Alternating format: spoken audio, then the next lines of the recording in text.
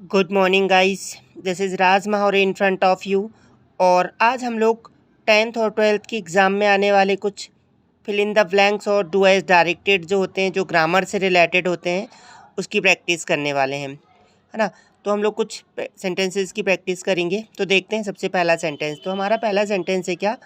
Sohan was so full of Joy that he blank me a gift.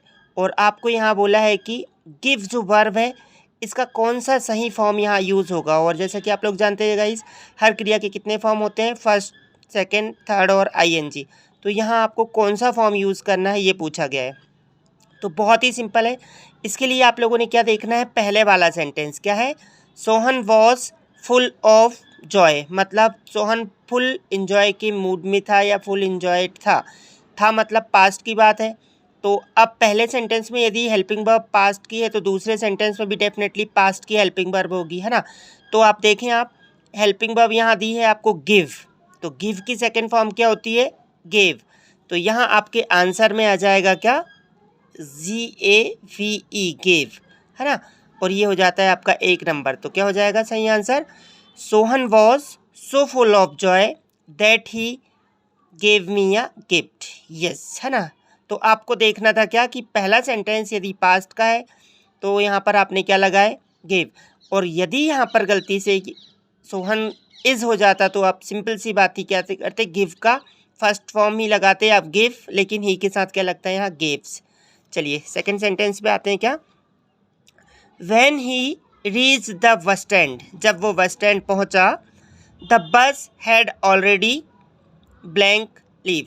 तो बहुत ही simple है, देखिएगा, इस सब्जेक्ट हो गया द बस, हेल्पिंग वर्ब हो गया हैड। और आप लोग जानते हैं ये किस टेंस का वाक्य? Subject had passed perfect. तो इसका क्या होता है फॉर्मूला? सब्जेक्ट हैड और वर्ब की थर्ड फॉर्म। तो लीव की थर्ड फॉर्म क्या होती है?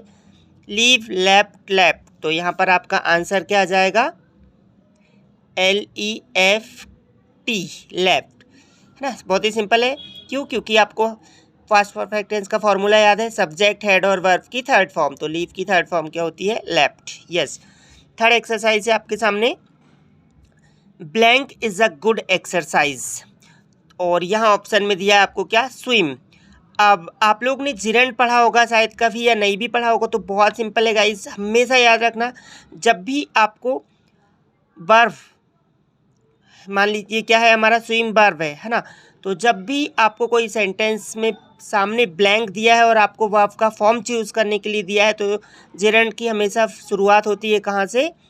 वर्ब में ING फॉर्म से। तो बिना सेंटेंस पढ़े यहाँ स्विम होता, प्ले होता, एक्स, जो भी शब्द होता, आप इसके लिए सबसे सामने क्या करते? उसका ING फॉर्म यूज़ कर देते। तो जो भी वर्ब रहा उसका ING फॉर्म से शुरुआत होती है, इसे जिरंड कहा जाता है ना। तो इसका जो सही आंसर हो जाएगा वो क्या हो जाएगा? स्विम का ING फॉर्म क्या होता है? स्विमिंग, है ना। बस इसकी स्पेलिंग ध्यान रखिएगा आप, SWI, यहाँ पर आपने डबल M लगाना होता है। तो क्या हो जाएगा? स्विमिंग। तो हो जाएगा swimming is a good exercise, है ना। क्यों लगा रहे हैं हम लोग ING?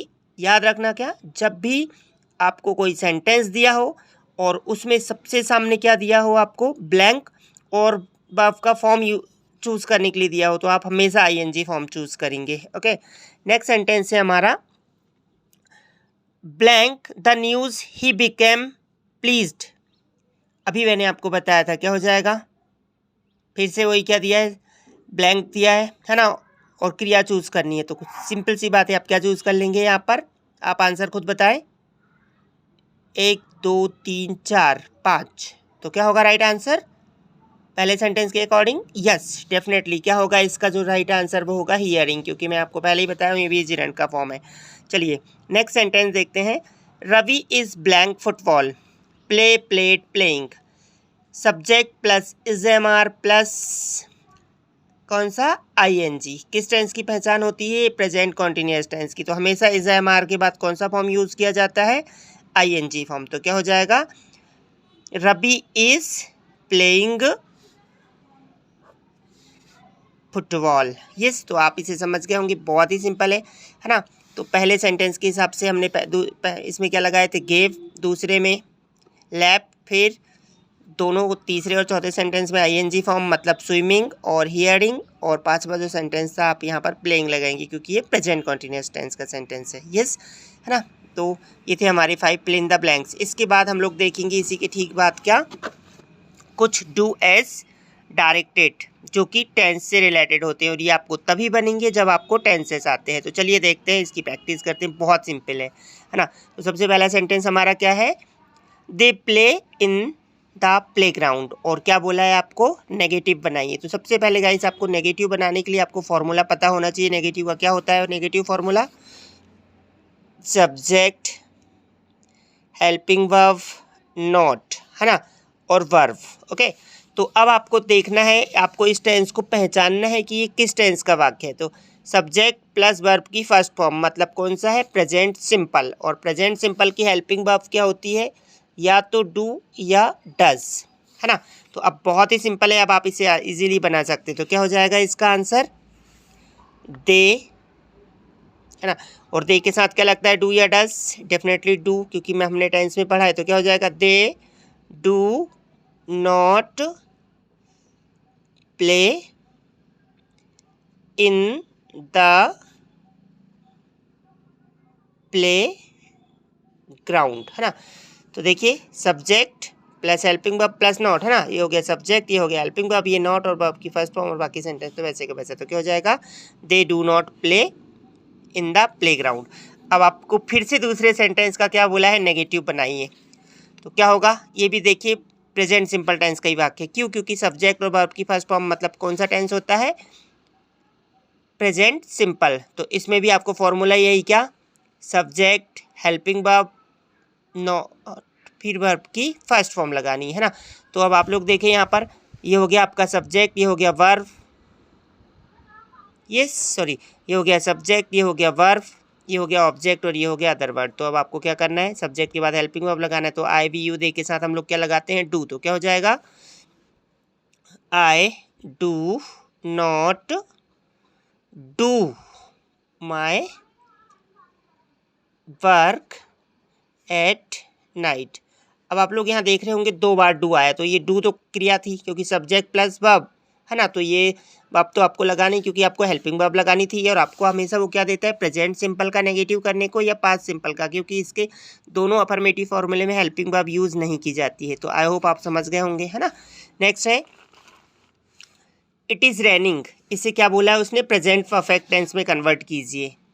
तो प्रेजेंट परफेक्ट टेंस मतलब सब्जेक्ट हैव हैज़ और वर्ब की थर्ड फॉर्म। तो यहाँ सब्जेक्ट क्या है, ऑलरेडी आपको पता है, इट के साथ हेल्पिंग वर्ब क्या लगाना होता है हमें, हैज़, है ना। और रैन की थर्ड फॉर्म क्या होती है, रैन की थर्ड फॉर्म रेंड, RAINED, है ना। ये रैनिंग है, ING फॉर्म में इसका थर्ड फॉर्म यूज़ करना था, तो क्या हो जाएगा, रेंट। तो क्या हो जाएगा, it has rent. Okay, present perfect tense का फॉर्मूला याद रखें, subject have has plus verb की थर्ड फॉर्म।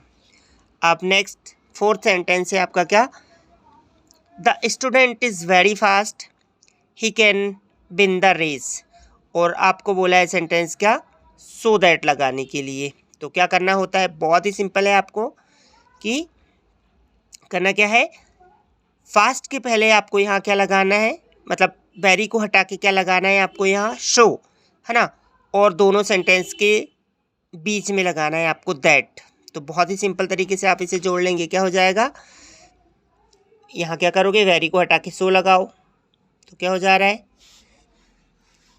देखिए द स्टूडेंट इज, वेरी को हटा के क्या लगाना है, सो फास्ट, है ना। फिर क्या हो जाएगा, he can not win the race, अब क्या लगाना है आपको, दैट। तो दोनों सेंटेंस के बीच में क्या हो जाएगा, दैट। तो क्या हो गया, the student is so fast that he can win the race. Okay, तो इस तरह से ये आपका हो गया आंसर। तो आई होप गाइस आप इसे इजीली समझ गए होंगे। चलिए एक और एग्जांपल देखते हैं, जैसे